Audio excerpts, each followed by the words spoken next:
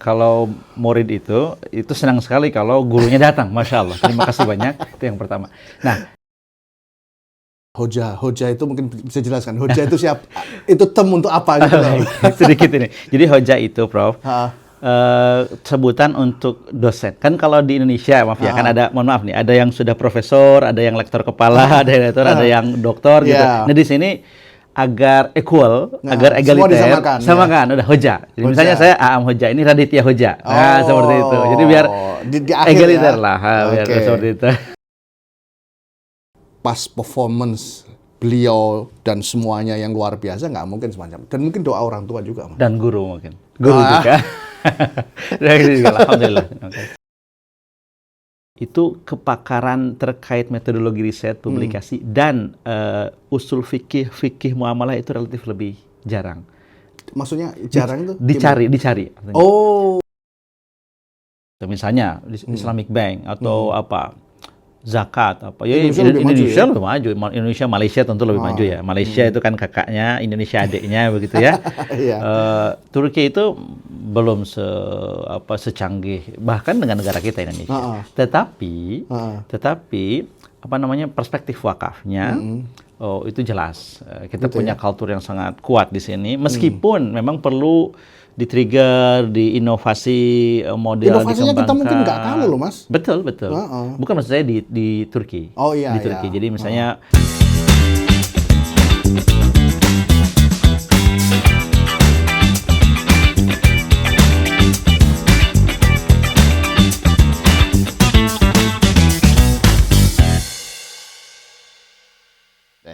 Assalamualaikum warahmatullahi wabarakatuh. Saat ini saya ada di Sakarya University di Turki, ya. Nih, tepatnya di İSEFAM, Islam Ekonomisi ve Finansi Uygulama ve Araştırma Merkezi, kira-kira begitulah, ya. Saya hari ini berjumpa dengan orang yang sangat luar biasa, orang yang membanggakan saya, ya, orang yang bukan hanya saya, mungkin orang Indonesia ya secara keseluruhan bangga dengan beliau. Beliau adalah Mas Aam Slamet Rusdiyana. Assalamualaikum. Waalaikumsalam, Prof. Alhamdulillah. Selamat datang di Sakarya. Alhamdulillah. Jadi sedikit cerita, Mas Aam ini adalah lulusan dari S3 di tempat saya, Ekonomi Islam ya di Universitas Erlangga. Kebetulan juga bimbingan saya. Ini rasa senang dosen adalah seperti ini ya, ketika kemudian mahasiswanya lebih sukses dari dosennya karena suksesnya bisa ngajar di luar negeri. Ini saya tetap aja di Indonesia ini, tapi nggak apa-apa. Nah, mari sekarang kita ulik-ulik ya, apa namanya pengalaman beliau dan sebagainya selama di sini, kemudian apa yang nanti kita akhiri dengan apa yang bisa kita pelajari dari pengalaman beliaunya untuk Anda-Anda yang kepingin ngajar di luar negeri. Nah, gini ya. Gimana, Mas Aam? Sehat? Alhamdulillah, Prof. Alhamdulillah. Mudah-mudahan sehat juga. Alhamdulillah. Ya. Jalan-jalan kemana-mana ini, keliling dunia. Ya. Lihat di vlognya soalnya. Jadi, saya ada acara di Ankara. Terus kemudian, ya Alhamdulillah ada slot waktu lah. Kemudian saya ke Sakarya, sehingga kemudian saya bisa bersilaturahim. Kemarin juga akan ketemu dengan Hoja Hakan Aslan ya, kita ngobrol-ngobrol dan ada sesuatu yang nanti kita bisa kolaborasikan. Nah, sekarang saya waktunya untuk berdiskusi dengan Mas Aam. Ya. Tentunya ahli-ahli ekonomi Islam di Indonesia mesti udah tahu lah Mas Aam itu siapa ya. Sekarang kita akan ngobrol dengan beliaunya. Ini Mas, saya pengen tahu ya. Saya mungkin sudah tahu ya, tapi mungkin bagi teman-teman yang yang kepingin tahu, gimana cerita awalnya kok tiba-tiba itu langsung ngajar di Sakarya? Tiba-tiba ngajar di Sakarya lah kira-kira itu. Baik. Terima kasih, Prof. Jadi yang pertama saya berterima kasih sekali kalau murid itu senang sekali kalau gurunya datang, Masya Allah. Terima kasih banyak, itu yang pertama. Nah, cerita tadi, pertanyaan tadi itu begini, singkatnya, Prof, karena kalau ini panjang. Jadi waktu itu 2022, Prof, waktu sedang S3 di Airlangga, semester 3 kalau nggak salah, Prof. Semester 3 ya. Saya dapat program outbound full time. Student outbound full time ke Turki. Jadi waktu itu kalau tidak salah 11 hari kalau tidak salah. 11 hari ya, dengan, full time ya. Betul, dengan beberapa dosen juga di FEB UNER Ekonomi Islam. Nah, saya waktu itu 3 tempat Jadi ada conference di KTO Karataikonya. Mendaratnya di Istanbul di atau Istanbul, langsung? di Istanbul, ya. lalu kemudian dari Istanbul ke IZU dulu, ke Istanbul Sabarim Sabatim Zaim. Betul, dengan University. ada Prof Burhan Uluyo dan beberapa kolega di sana. Mozarkaf juga di sana. Betul, cuma waktu itu ketemunya dengan Prof Burhan Saiti. Iya. Kemudian dari sana lalu ke sini waktu itu. Sakarya? Ke sini karena present proposal disertasi waktu itu. Iya, kalau student outbound itu harus menerima masukan dari mana-mana ya, termasuk salah satunya adalah ke sini presentasi gitu ya. Betul. Nah, itu pertama kali saya datang ke sini. Waktu itu presentasinya siapa yang datang? Masih ingat saya waktu itu ada 3 orang waktu itu dari sini Hoja. Ada Hakan Hoja, Hakan Aslan, Hakan juga ya? Betul. Yang kemudian ada Hamdi Cilingir, kebetulan ruangannya di sini. Hamdi Hoja. Kemudian yang ketiga ada Sabirhan yang dari Pakistan. Oke. Itu. Waktu itu saya masih ingat. Alhamdulillah lancar dan mereka sepertinya juga tertarik karena tentang wakaf, jadi wakaf SDG waktu itu. Ya. Dan mungkin itu kesan pertama, wah ini mungkin gitu mungkin ya saya kata seperti itu. Impresnya luar biasa berarti. Seperti itu. Nah dari sana baru kemudian ke KTO Karataikonya ada conference. Ke TO sana ya. Nah singkat cerita pulanglah saya ke Indonesia. Habis dari Konya langsung balik Istanbul. Ya betul. Ada berapa sih kebalik lagi ke sini karena ada balik lagi ke Sakarya, ada training dulu dan seterusnya gitu ya tentang training itu maksudnya menghadiri atau ya mengisi sebagai training? peserta dan saya mengisi juga di PPI Sakarya waktu itu. Lalu kemudian ke Istanbul lalu ya 11 hari itu pulanglah. Jadi singkat ceritanya nih kenapa ke sini gitu, Prof. Betul. Nah, setelah itu lalu kemudian alhamdulillah saya juga lulus waktu itu 2 tahun atas bimbingan Prof dan Prof Nisful waktu itu ya. Prof Nisful. Nah, waktu itu Prof Hakan, Dr. Hakan Hoja, which is adalah direktur sini, direktur ISEFAM, beliau ke Indonesia diundang, juga ke Tazkiyah, ke Airlangga juga kalau nggak salah, ke Airlangga, ke beberapa tempat, ke UI begitu. Nah, saya bertemu lagi karena waktu itu rektor Madam Ani, Prof Murniati Mukhlisin, karena tahu saya pernah ke sini dan kenal dengan Hakan Hoja, coba temenin lah begitu. Nah, waktu itu ngobrol dan banyak hal. Waktu di Indonesia ya? Betul di Bogor. Di Bogor beberapa hal dan saya ajak link lah beliau. Dan saya tetap keep in touch alhamdulillah. Jadi misalnya ada project nulis, co-authorship dan saya juga memang aktif misalnya kalau ada lowongan postdoc dan seterusnya gitu, Prof. Nah, sampai akhirnya waktu itu kalau tidak salah Mei 2003, Prof. Mei 2023. Itu kan wisuda lalu kemudian alhamdulillah offline ya waktu itu sudah agak turun ya COVID. Betul, COVID. Nah, 2024 awal, Prof. Jadi waktu itu ada teks dari beliau dari Hakan Hoja untuk WhatsApp. Betul, WhatsApp. WhatsApp. Anda tertariknya kalau ke sini begitu. Setelah lulus ya? Setelah lulus, betul. Ya 1 semester setelah lulus lah. Dan saya memang waktu itu bertanya kepada beliau seperti apa konsepnya dan seterusnya. Lalu ini seperti Sabir Hoja yang dulu sempat di sini waktu itu. Waktu yang dari jadi dia menceritakan betul skemanya dan seterusnya. Sampai akhirnya dan itu tidak lama, mungkin 2 bulan prosesnya dan tidak ada wawancara. Masya Allah. Jadi alhamdulillah semacam invitasi lah, diinvitasi gitu, seperti itu. Alhamdulillah. Nah, apa pelajarannya ini? Pertama, ini banyak sebetulnya yang ingin saya ceritakan ya. Jadi pertama adalah ini keberhasilan beliau sampai di sini ya, itu banyak faktornya. Tadi dia sudah diceritakan. Di mana-mana ya, kampus kalau kemudian mau sukses, bagus, berkinerja bagus, itu juga memberikan kesempatan pada mahasiswanya untuk bisa mengeksplor dirinya dengan suasana di luar kampus tempat dia sekolah. Ya, akhirnya seperti Mas Aam di Turki, kemudian di KTO, di Sakarya, di IZU dan sebagainya, supaya terekspos dengan sekian banyak macam-macam sekolah. Itu yang pertama.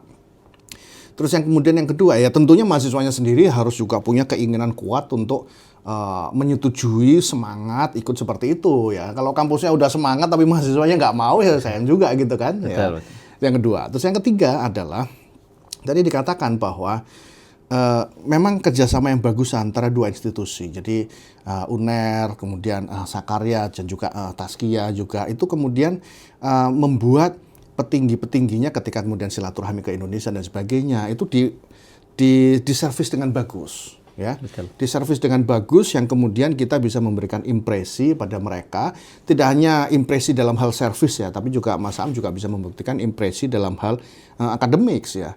Sehingga kemudian sampai titik di mana hoja itu mungkin bisa jelaskan. Hoja itu siapa? Itu term untuk apa gitu loh. Sedikit ini. Jadi hoja itu, Prof, sebutan untuk dosen. Kan kalau di Indonesia, maaf ya, kan ada, mohon maaf nih, ada yang sudah profesor, ada yang lektor kepala, ada yang lektor, ada yang doktor gitu. Nah, di sini agar equal, agar egaliter, samakan, udah hoja. Jadi misalnya saya Aam Hoja, ini Raditya Hoja. Nah, seperti itu. Jadi biar di akhir egaliter ya? lah, biar seperti itu. Gitu. Nah, sampai titik di mana Hakan Hoja yang disebutkan tadi itu sampai kemudian nge-text WA langsung ke Mas Aam, itu nggak akan mungkin kalau kemudian Hoja Hakan itu Hakan Hoja atau Hakan Hoja tidak mempelajari dulu Mas Aam itu siapa, itu nggak mungkin. Menawari seseorang apalagi kemudian menjadi dosen di Sakarya di sini pasti akan dilihat dulu secara keseluruhannya. Sudah ngelihat secara fisik waktu Mas Aam presentasi waktu masih mahasiswa itu. Saya yakin juga Hakan Hoja akan ngelihat Scopusnya berapa di scopus.com, apa saja isinya dan kira-kira expertise seseorang itu cocok nggak dengan kampusnya ya, kampusnya fokus kemana dan sebenarnya Islamic Economics cocok. Nah, atas dasar itulah kemudian langsung di teks. Biasanya kalau kita ini kan biasanya kita yang ngelamar gitu ya. Wah, ada lowongan gini kita yang ngelamar, nanti dites dan sebagainya. Nah, Mas Aam ini luar biasa. Jadi langsung kemudian direkturnya yang kemudian me-WA Mas Aam. Ini kalau nggak pas performance beliau dan semuanya yang luar biasa nggak mungkin semacam. Dan mungkin doa orang tua juga. Dan guru mungkin. Guru juga. Alhamdulillah. Iya. Oke, itu tahapan pertama ini. Jadi banyak lesson learning ini ya. Nah, sekarang gini Mas. Gimana cerita awal-awal? Nyampe di sini, terus kemudian mungkin ada shock culture. Dulu mungkin udah pernah ya waktu presentasi ya, tapi kan suasana di sini itu bekerja. Kalau dulu kan sekedar kunjungan dan sebagainya. Sini bekerja dengan lingkungan kerja, dengan dosen-dosennya. Ada pengalaman yang menarik untuk diceritakan nggak? Baik, terima kasih Prof. Jadi gini, tentu ada namanya adaptasi. Jelas ada mungkin orang-orang berbeda kan. Satu orang mungkin lebih cepat, satu orang lebih lama, mungkin tergantung mungkin makanan, mungkin cuaca kan begitu ya. Tetapi overall Prof, alhamdulillah saya itu nggak tahu ya, mungkin dulu sudah pernah ke sini 2 minggu itu. Jadi itu pertama kali saya ke Turki kan waktu itu 2022. Nah, jadi ini kedua kali waktu datang awal-awal itu.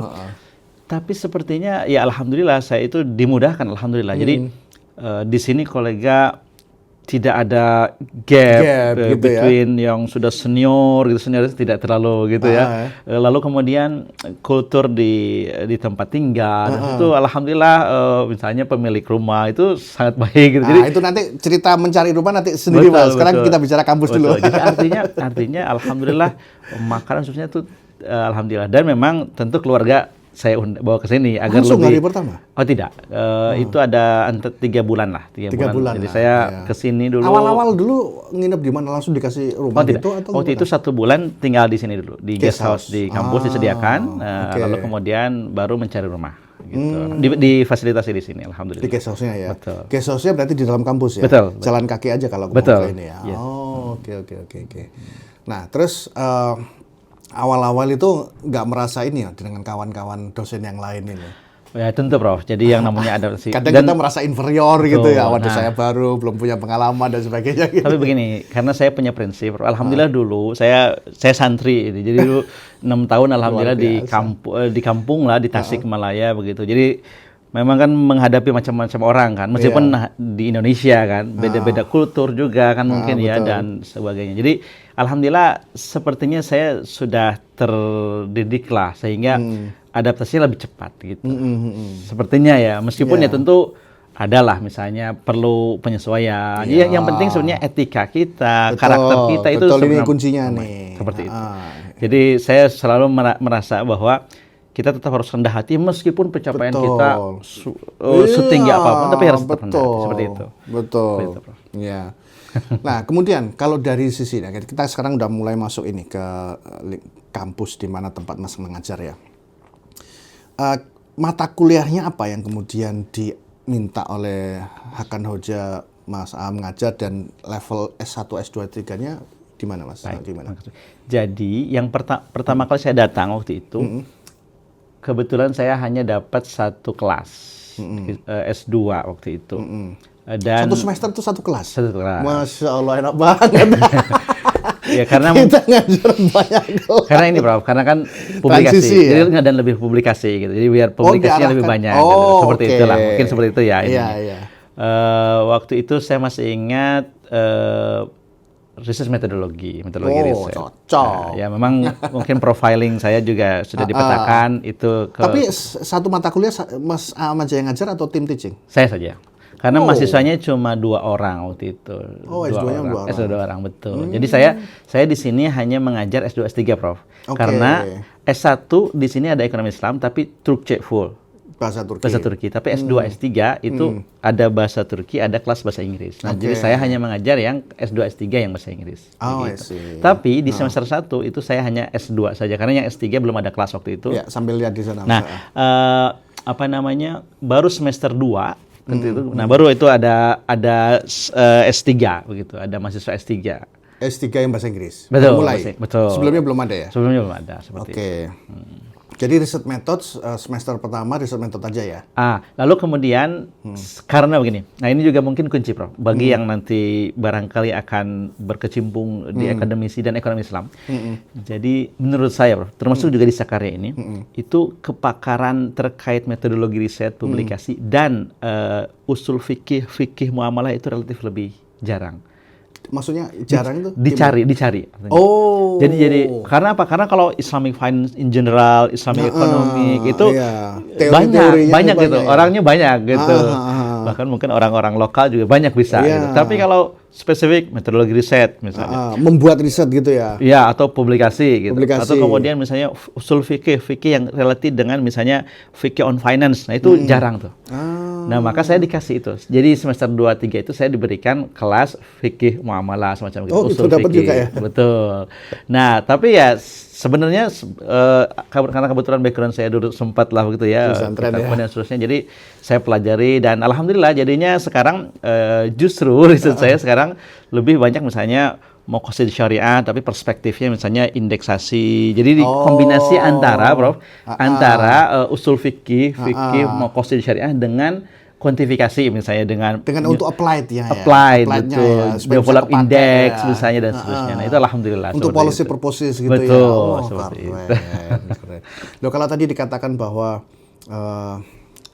orang yang jagoan riset metodologi fikih yang membuat riset ya itu banyak dicari. Apa memang rata-rata dosen di Turki ini nggak ke arah sana, Mas? Atau gimana, Mas? Jadi gini, Prof. Bukan hanya di Turki sebenarnya. Kalau saya lihat, karena dulu Bukan kan hanya saya di Sakarya atau bukan hanya di Turki? bukan hanya di Sakarya, bukan hanya di Turki. Oh, gitu Kalau ya? saya dulu misalnya di Indonesia misalnya kan, ya sebenarnya mohon maaf nih, dosen itu juga memang kalau mengajar kan bisa, Prof. Ya, Tridharma itu ya. betul. Pengabdian masyarakat itu juga bisa lah, hampir Ya. semua bisa. Tapi kalau riset publikasi kan yang baik gitu. Nah, jadi memang betul. kelemahan akademisi itu menurut saya itu. Bukan hanya di Indonesia, ternyata di Turki, di Sakarya, di Malaysia bahkan itu Kurang ditekankan mungkin ya? betul. Jadi artinya memang Ada tapi kurang ditekankan. artinya gitu begini, ya. Prof. Artinya kalau kita mau unggul sebenarnya itu kepakaran kita tuh baik itu Harusnya fokus kepada riset, publikasi. metodologi, publikasi, dan juga usul fikih kalau di ekonomi Islam. Artinya lebih ke perspektif yang background bahasa Arabnya kuat. Itu menurut saya itu baik tuh. Ini seperti itu. penting ini. Jadi tadi dikatakan ya bahwa di Turki, di Malaysia itu kalau Anda mau mengajar di sana, Anda dari awal fokuskan pada publikasi. Gitu ya. Publikasi, tahu caranya membuat penelitian, tahu metode-metodenya, tahu cara. Oh, kalau isunya gini metodenya ini, isunya ini metodenya ini. Sama kemudian isu fikih dan usul fikih juga gitu, Mas. Nah, itu menjadi kunci yang luar biasa karena saya bisa bayangkan, Mas, kalau diwawancarai sama misalnya Kanoja, kalau misalnya ada wawancara gitu ya, Anda tunjukkan publikasi gini, wah itu udah bargaining power Anda sangat kuat sekali, betul nggak ya? Alhamdulillah, Prof. Jadi tahadduts bin nikmat ini, mohon maaf. Jadi alhamdulillah tahun ini, jadi saya juga tidak menyangka juga. Jadi alhamdulillah saya listed in 2% Stanford. Itu 2% se-Turki ya? Atau Globally itu, Prof. globally untuk itu basis subjek atau basis pada negara? Subjek. Subjek, betul. Subjek. Jadi sebagai informasi di sini itu 26 kemarin, 26 dosen, profesor Ya, yang 2% itu 2% untuk based on subjek ya, atau based on misalnya 2% penulis Turki terbaik 2%-nya Mas Am masuk, apakah seperti itu ataukah berbasis pada subjeknya ekonomi Islam 2% gitu? Jadi bukan ekonomi Islamnya sebenarnya, lebih ke economic sebenarnya. Economics, Tetapi detailnya saya kurang tahu ya kalau kalkulasi Stanford 2% itu. Tapi alhamdulillah gitu, itu sebenarnya capaian yang saya juga tidak menyangka juga ininya apa namanya. Luar biasa. Tetapi ya tentu masih banyak improvement. Dan saya yakin sih begini, mungkin kuncinya, Prof. Di sini itu saya nyaman karena mohon maaf, beban-beban administrasi itu tidak ada gitu. Alhamdulillah. Jadi saya sangat fokus ke riset, ngajar, ya bisa pulang juga dan nggak. Jadi saya fokus. Iya, satu semester cuma ngajar satu. Gitu. Nah, jadi memang itu saya banget gitu. Saya kalau mau jadi akademisi ya saya pengennya seperti ini gitu. Seperti itu. Jadi alhamdulillah. Jadi teman-teman yang mungkin baru tahu bahwa Mas Am ini masuk dalam list 2% teraktif publikasinya. Makanya kemudian beliau termasuk salah satu di antara, di Sakarya ada berapa? 26 ya? Betul. 26 dosen yang teraktif nulis publikasi yang kemudian menjadi kebanggaan dari rektor ini, Mas ya. Mungkin bisa diceritakan, Mas, rektor ini betapa bahagianya ada orang dosen dan juga orang luar Turki yang kemudian bisa memberikan kontribusi untuk kampusnya sini. Karena begini sebenarnya, Prof. Jadi 3 tahun ke belakang ini Sakarya ini masuk ke dalam kandidat research university. Jadi di Turki ini ada cluster kampus itu. Nah, research university itu dulu belum berarti? Belum. Dulu itu sangat bergengsi itu karena nanti pendanaan lebih besar gitu ya dan seterusnya. Sudah 3 tahun kandidat. Nah, alhamdulillah tahun ini 4 Desember kemarin, nah itu resmi sebagai research university dan masuk 15, jadi ke-15 se-Turki.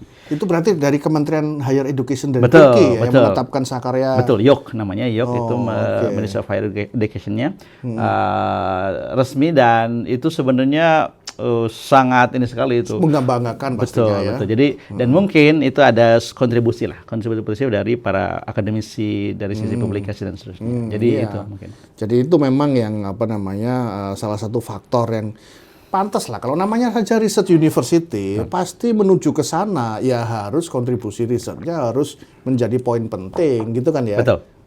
Jadi Mas Amir sih menjadi kontributor signifikan ini terhadap Sakarya University. Tidak juga sih, tapi ya salah satu lah. Karena banyak lagi, Prof, yang lain. Karena gini, satu lagi, Sakarya ini lebih ke teknik, Prof. Jadi banyaknya ke teknik. Misalnya kimia, fisika, matematik. Nah itu memang banyak sekali. Tapi yang social science itu relatif sedikit. Nah, alhamdulillah saya masuk di social science. Jadi mungkin 2-3 orang dari 26 itu hanya 3 orang dari social science. Gitu. Jadi ya, 3 orang ini 2 orangnya orang Turki. Betul. Coba bayangkan. Ya, satu-satunya non Turki yang masuk dalam 26 tadi yang 2% teraktif itu dari Indonesia. Kita harus berbangga lah. Kita Indonesia tuh nggak kalah gitu. Asal kita mau untuk semangat kerja keras dan sebagainya itu insya Allah kita bisa berkontribusi ya. Oke, Mas. Nah, sekarang masih tentang riset university.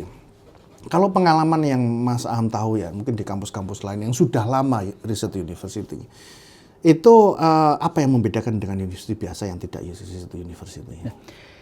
Setahu saya, sepemahaman saya, kalau research university itu outputnya, indikator-indikator targetnya itu lebih riset. Misalnya, targetnya. Misalnya, publikasi minimal sekian, rasio terhadap total dosen, jumlah mahasiswa S3 per total mahasiswa, gitu ya. Kemudian paten, jumlah paten, lalu kemudian yang FWCI dosen-dosen itu berapa minimalnya 1,3, 1,5. Jadi ini sangat apply dengan THE rank, Times Higher Education sebenarnya.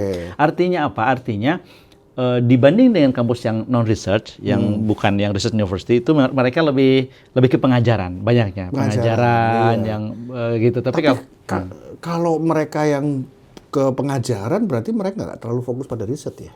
Ada tapi tentu lebih rendah, Lebih rendah, lebih ya? lemah, betul. Oh iya. Seperti itu. Oke. Nah, sekarang hal lain lagi apa Mas yang kemudian menarik bagi lingkungan secara keseluruhan? Oke lah, katakan misalnya bicara tentang ISEFAM ini Mas. Mungkin bisa diceritakan Mas, ISEFAM ini apakah itu departemen, apakah itu adalah research center dan sebagainya yang di Sakarya ini? ISEFAM ini sebenarnya ini Departemen Ekonomi Islamnya Sakarya. Oh, Begitu. jadi nama departemennya dinamakan ISEFAM betul. gitu ya. Nah, di Turki ini Prof hanya ada 3 kampus yang ekonomi Islam itu ada di S1 sampai S3. Hanya ada 3 kampus. Oh, gitu. oke. Yang pertama ada Istanbul Sabahattin Zaim University, IZU, IZU di Istanbul. Iya. Lalu yang kedua ada KTO Karatay di Konya itu S1 sampai S3-nya ada. Oke. Nah, yang ketiga adalah Sakarya ini, ISEFAM ini. Nah, dari 3 kampus itu, Bro, itu hanya Sakarya yang public university. Oh. Jadi IZU enggak ya? IZU dan KTO itu hanya private university, jadi swasta. Jadi itu pembeda dari Sakarya ini, ISEFAM ini. Jadi kalau ada S1, S3 yang full ekonomi Islam, ya mungkin Airlangga juga sama, S1 sampai S3 ekonomi Islam ada begitu full dan negeri dan ya maksud saya ini sebenarnya relatif mirip lah dengan UNER gitu. Udah cocok ini. Ya karena kan pertama yang masuk ke ekonomi Islam dari S1 ke S3. UNER juga begitu ya. Setelah saya 2000 berapa tuh 11 atau apa tuh inisiasi awal gitu. Iya, betul. Sehingga kampus negeri lain kan ngikutin juga kan semuanya gitu ya. Buka S2, buka S3. Nah, ISEFAM ini yang pertama di Turki yang negeri. Yang lengkap S1 sampai S3 ekonomi Islam. Tapi kalau di tempat saya di UNER ya, itu kan departemen dosen kita ada sekitar ya 30-an lah ya, ekonomi Islam. Itu mengajar S1, S2, S3 gitu ya. Nah, tapi di sini kayaknya Mas Am juga ngajar S2, S3 aja. Betul. Ya? Jadi di sini begini, Prof. Di sini total 13 dosen. Oh, di ISEFAM ini. Di ISEFAM ini bisa mengajar S1 sampai S3. Nah, tetapi yang S2, S3 itu ada 2 kelas, Prof. Jadi ada yang kelas Turki, ada kelas bahasa Inggris. Nah, karena saya belum bisa bahasa Turki, Prof. Kalau saya bisa mungkin saya ngajar juga di S1 gitu, seperti itu. Jadi ya Anda bagiannya yang international program saja. Jadi kalau mahasiswa dari Indonesia misalnya yang mau datang ke sini, mahasiswa S2, S3 belajar ekonomi Islam ke Sakarya pasti ketemu saya gitu. Bahkan saya juga bisa ngasih LOA juga untuk S2, ini penting ini. Tapi syaratnya apa Mas? Kalau ada mahasiswa S1 yang kepengen S2 di sini terus kemudian LOA dari mengharapkan LOA dari Mas Am, tapi syaratnya harus apa ini? Harus bagus apa ya nih? Gini Prof, sederhananya gini, 2 lah at least. Bahasa Inggris karena kan international program, jadi ada TOEFL standar tertentu. Yang aman lah ya, yang aman. Saya terbaru tuh saya lupa ya, yang terbaru ya. 500 atau terlalu rendah Mas, 550. 550 oke lah ya. Tapi kan berubah karena tahun lalu IELTS, sekarang berubah.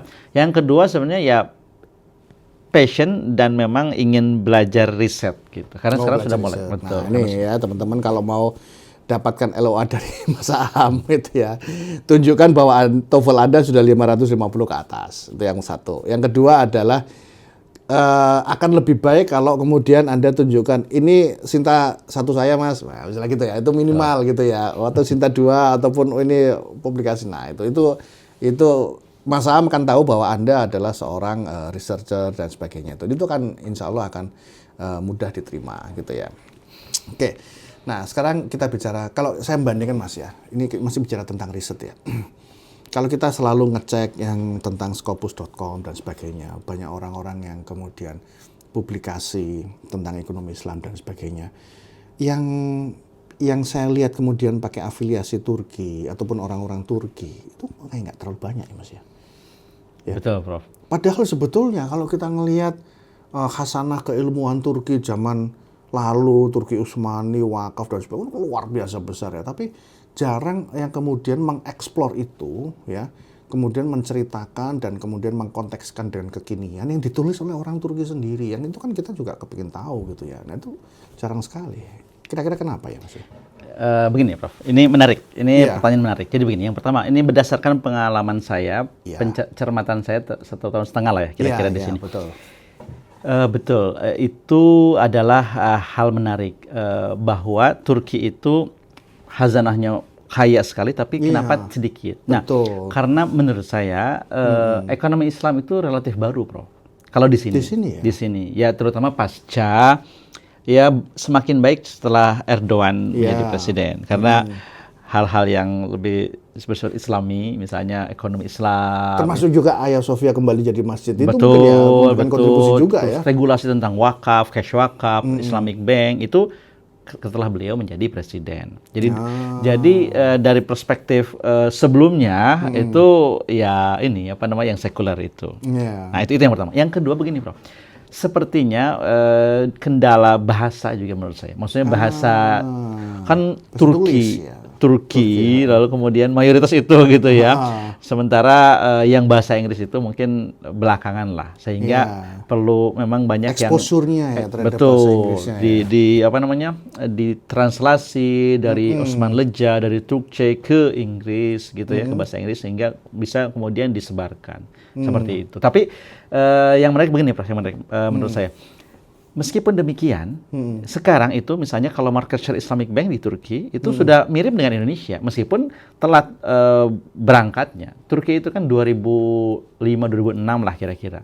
Tapi sekarang Indonesia kan 92 bank syariah. Tapi sekarang udah mirip persentasenya 7% 8%. Luar biasa. Kenapa? Karena memang top down. Jadi dari Top seperti down itu, top down. Nah, itu satu. Yang kedua, kalau saya lihat di ekonomi Islam spesifik, Prof. Misalnya kita bicara sekarang Prof Mehmet Asutai. Ya. Atau misalnya Prof Faruk Aisan di HBKU Qatar. Oh ya, Faruk Ahmad Aisan. Faruk Aisan ya. Dan beberapa Kenal. misalnya Turul Khan Kenal di saya. IIM di Malaysia. Nah, jadi mereka kan sekarang justru orang Turki Yang keluar Turki. tapi mereka sekarang sudah ekonomi Islam, sekarang mereka maksudnya iya. begini, dulu Pakistan misalnya siapa Akram Khan, Omer iya. Shapra ya kan gitu ya. Iya. Nah, sekarang saya lihat orang-orang Turki yang misalnya di mana tapi mereka sekarang Kuat, salah solid, satu ya. frontier di ekonomi Islam. Nah, jadi maksud saya Turki ini sekarang menurut saya masa depannya di ekonomi Islam Mulai signifikan, mulai memberikan Betul. kontribusi yang termasuk signifikan. dalam hal ya. ini misalnya contohnya tadi Prof Mehmet, siapa yang nggak tahu, dan Oh, iya. kemudian Prof Faruk Aisan, Faruk dan Aisan, iya. seperti itu.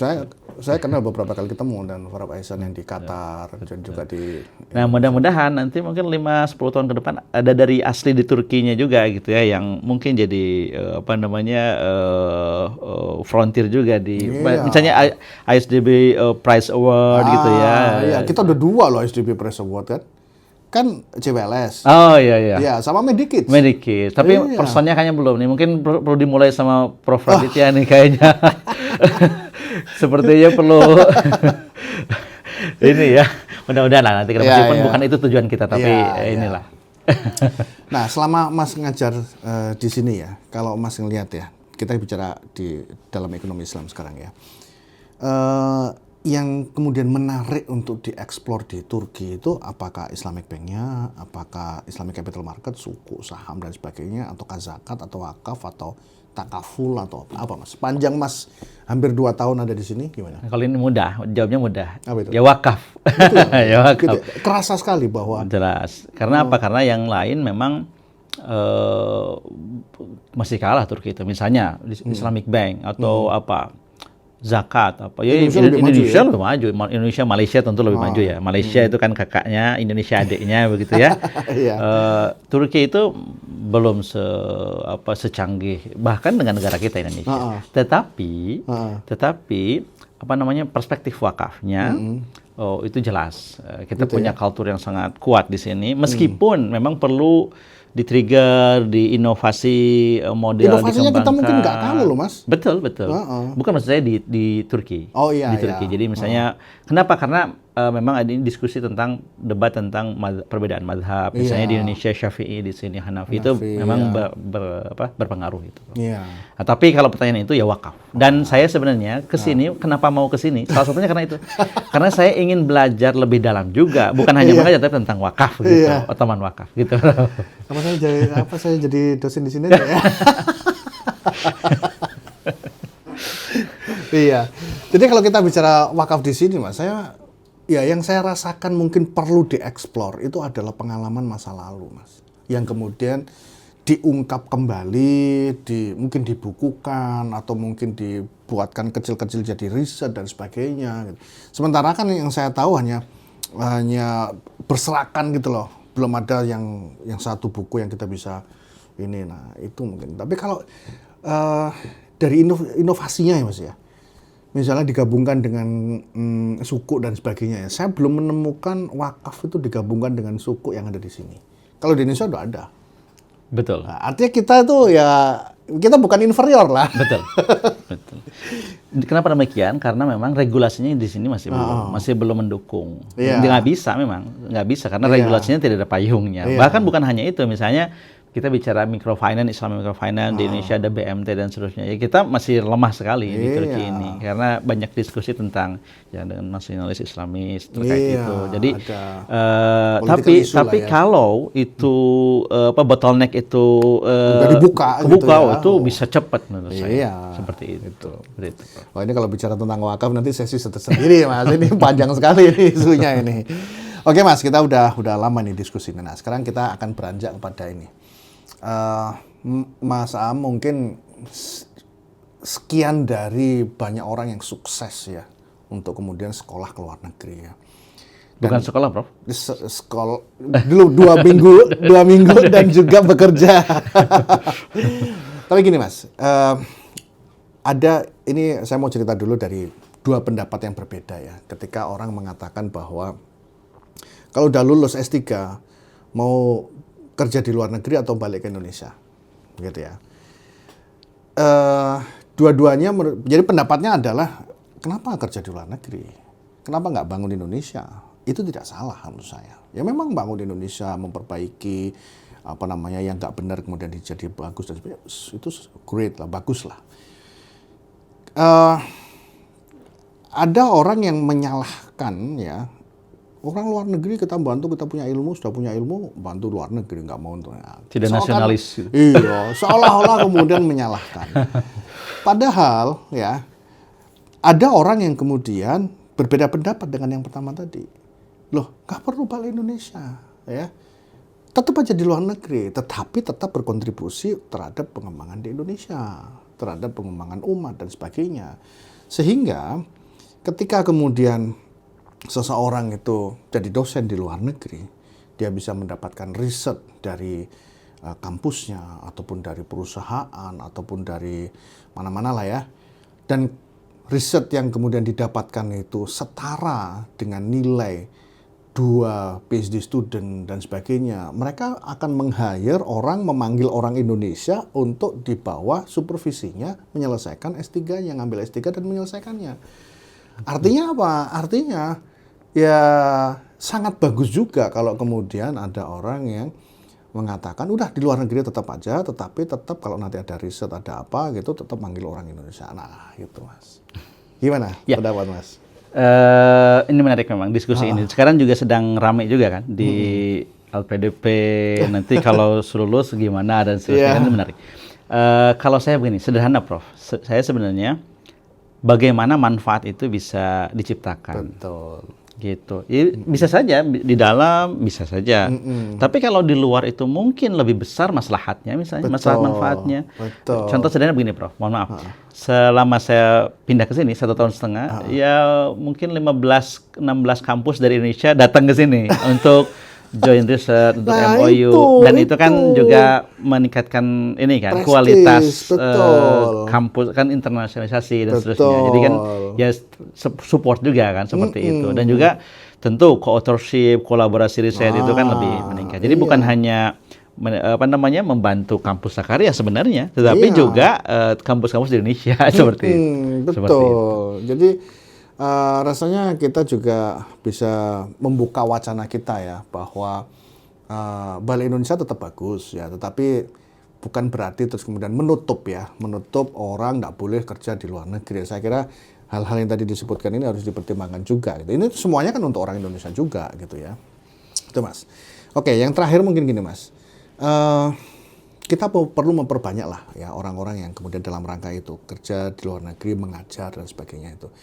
Berdasarkan pengalamannya Mas dan mungkin juga teman-teman di sini kepingin juga mengajar di luar negeri, apa yang mungkin mereka perlu persiapkan ya sebelum mereka betul-betul, kalau misalnya mereka, aku baru lulus S3 nih, aku pengen apply ke luar negeri, mungkin ya kalau dia udah punya bahasa Inggris udah bagus, publikasi udah bagus dan sebagainya sih oke aja gitu ya. Tapi mungkin yang nonton ini masih mahasiswa S1 yang mungkin dia cita-citanya nanti 5-10 tahun lagi baru ini kan masih ada jeda waktu yang cukup banyak untuk dia bisa persiapan. Nah, oleh karena itu dari awal-awal butuh masukan nasihat dari Mas Aam ini gitu. Kira-kira apa nasihat untuk future diaspora Indonesia yang mengajar di luar negeri nanti? Terima kasih Prof. Ini menarik dan saya juga memang concern tentang ini. Jadi gini Prof. Menurut saya salah satu kuncinya adalah kalau kita mau jadi akademisi memang kita harus sangat suka, harus passion sekali. Dari awal. Maksudnya begini.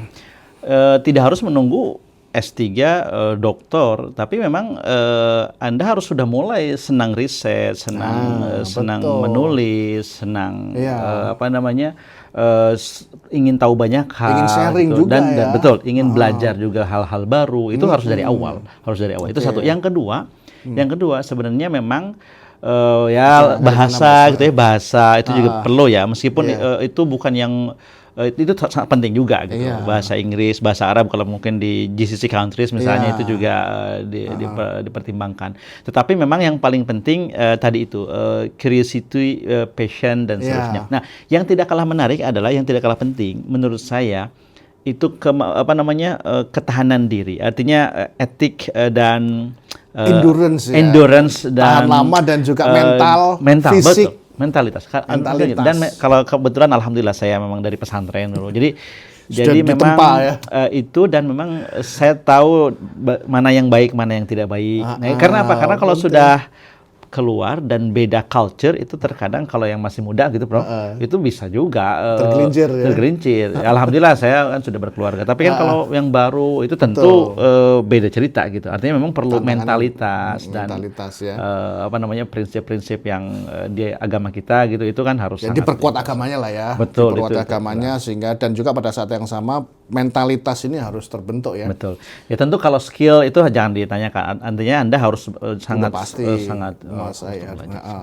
Jadi mentalitas ini penting ya. Anda punya skill hebat, Anda punya ini hebat, tapi kalau kemudian mentalitas Anda, aduh aku nggak berani, padahal dia bahasa Inggris jago, researcher juga nggak bisa. Nah, selain itu Prof ya seperti ini, terkadang mohon maaf ini godaannya orang pintar atau godaannya orang kaya, godaan orang yang populer itu biasanya tinggi hati, biasanya. Agak sombong gitu ya.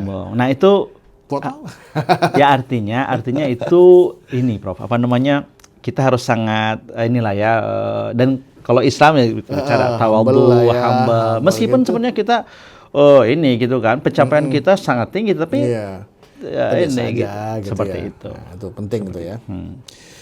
Baik, kawan-kawan semua, saya nggak tahu berapa menit udah kita diskusi ini, kayaknya udah 30 menit lebih deh ini. Alhamdulillah. Jadi kawan-kawan, ini pelajaran yang sangat bagus sekali ya dari diskusi ini. Banyak cerita yang bisa kita kita jadikan pelajaran, terutama untuk Anda-Anda yang memang kepingin keluar negeri untuk belajar ataupun lebih jauh lagi kepingin keluar negeri untuk bekerja ya.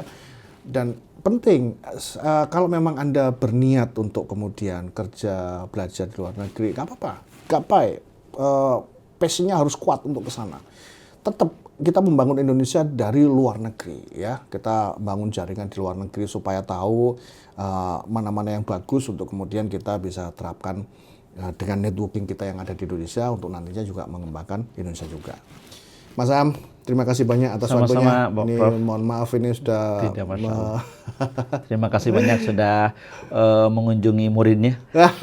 Dan mohon maaf kalau banyak hal yang kurang di sini. Insya Allah enggak. Itu saja mungkin yang bisa kita diskusikan dengan Mas Aam ya. Mudah-mudahan bermanfaat. Terima kasih. Wassalamualaikum warahmatullahi wabarakatuh. Waalaikumsalam warahmatullahi wabarakatuh. Mantap.